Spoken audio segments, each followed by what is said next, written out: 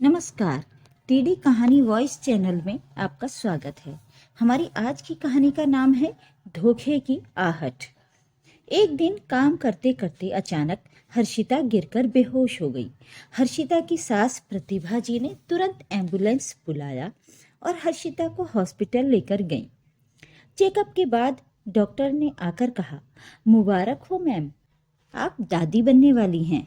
आपकी बहू हर्षिता प्रेग्नेंट है। सुनते ही प्रतिभा जी हक्की बक्की रह गईं और बोलीं, ये कैसे हो सकता है? शादी के तुरंत बाद तो मेरा बेटा बॉर्डर पर चला गया था। फिर शादी की रात ही हर्षिता के साथ सोया होगा मैम, डॉक्टर ने रहस्यपूर्ण ढंग से मुस्कुराते हुए कहा। नहीं डॉक्टर, वो तो मंडप से ही उठकर सीधा बॉर्डर पर चला गया था। लद्दाख के डेमचौक बॉर्डर पर चीन के साथ जो युद्ध चल रहा है उसके लिए कॉल कर छुट्टी कैंसिल कर दी गई थी और इमीडिएट ज्वाइन करने को कहा गया था। फिर ये सब कैसे? आखिर किसके साथ सोकर हर्षिता प्रेग्नेंट हुई? क्या उसका कोई प्रेमी था जो उससे शादी के बाद मिलने आया और उसके साथ सोया था, या फिर शादी के पहले उसके अपने प्रेमी से संबंध थे? क्या हर्षिता ने अपने पति से बेवफाई की? क्या वो बेवफा है, या फिर हर्षिता की प्रेगनेंसी के पीछे है कोई गहरा राज, या फिर ये थी कोई गहरी साजिश? आइए जानते हैं आखिर हुआ क्या था। प्रतिभा जी को कुछ समझ नहीं आ रहा था। डॉक्टर की बात सुनकर उनके पैरों तले जमीन खिसक गई थी। हर्षिता को होश आ चुका था, लेकिन वो भी घबराई हुई थी। प्रतिभा जी ने खुद को संभाला और धीरे से बोली, हर्षिता सच सच बताओ, ये सब क्या है? हर्षिता की आंखों में आंसू थे। उसने कांपते हुए कहा, माँ जी मैं सच कह रही हूँ, मैंने कभी किसी के साथ धोखा नहीं किया। मुझे खुद समझ नहीं आ रहा कि ये कैसे हो सकता है। प्रतिभा जी असमंजस में थीं। उन्होंने तुरंत अपने बेटे अनिल को फोन किया। अनिल अभी बॉर्डर पर था, लेकिन माँ की आवाज़ सुनते ही वो घबरा गया। क्या हुआ माँ? अनिल ने पूछा। हर्षिता प्रेग्नेंट है, डॉक्टर ने अभी अभी बताया, प्रतिभा जी ने रूंधे गले से कहा।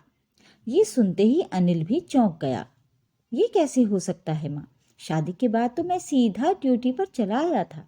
आपने खुद मुझे स्टेशन पर छोड़ा था। हाँ बेटा, यही तो मेरी भी समझ में नहीं आ रहा। कहीं हर्षिता बदचलन तो नहीं? लेकिन माँ, वो तो आपकी सहेली की बेटी है। आप तो शादी से पहले से ही उसे जानती हैं। आप चिंता मत करो माँ, अब आप हर्षिता पर नजर रखिए, वो जरूर कुछ ना कुछ करेगी। तब आपको पता चल जाएगा कि उसका संबंध किससे है। अगर वो गलत हुई तो मैं उसे तलाक दे दूंगा। इसके बाद घर में सन्नाटा छा गया। हर्षिता लगातार रोए जा रही थी।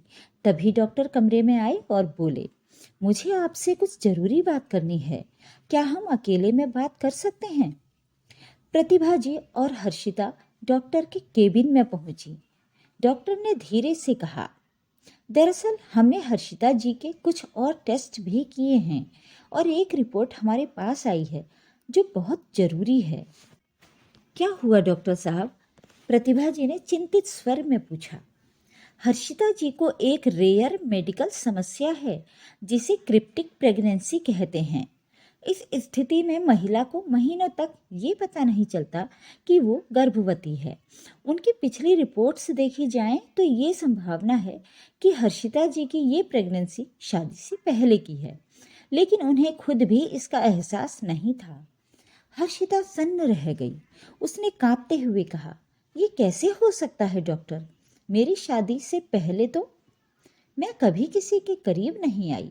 डॉक्टर ने गंभीरता से कहा, हर्षिता जी, हमें ये भी देखना होगा कि कहीं कोई मेडिकल गलती तो नहीं हुई। हम कुछ और टेस्ट करेंगे, आप घबराइए नहीं। आप लोग खुद को संभालिए। दूसरे दिन रिपोर्ट आई। रिपोर्ट देखकर डॉक्टर के चेहरे पर राहत थी। माफ़ कीजिएगा, ये एक मेडिकल मिस्टेक थी। पहले की रिपोर्ट गलत आई थी। हर्षिता जी प्रेग्नेंट नहीं है। शायद बेहोशी की वजह थकान और स्ट्रेस था। आप अब घर जाकर आराम कर सकती हैं। ये सुनकर सबने चैन की सांस ली। प्रतिभा जी, जो ना जाने क्या क्या सोच रही थीं। उन्होंने भगवान को धन्यवाद दिया और अपने बेटे को फ़ोन किया। बेटा, हर्षिता की दूसरी सारी रिपोर्ट्स आ गई हैं। हर्षिता प्रेग्नेंट नहीं है। डॉक्टर का कहना है कि उनसे गलती हो गई। फिर उन्होंने विस्तार से सारी बातें अनिल को बताईं। अनिल ने फ़ोन पर राहत भरी आवाज़ में कहा, भगवान का लाख लाख शुक्र है माँ। मैं जल्दी ही छुट्टी लेकर आऊँगा। हर्षिता को मेरी तरफ से बहुत सारा प्यार देना। प्रतिभा जी ने हर्षिता को गले लगा लिया।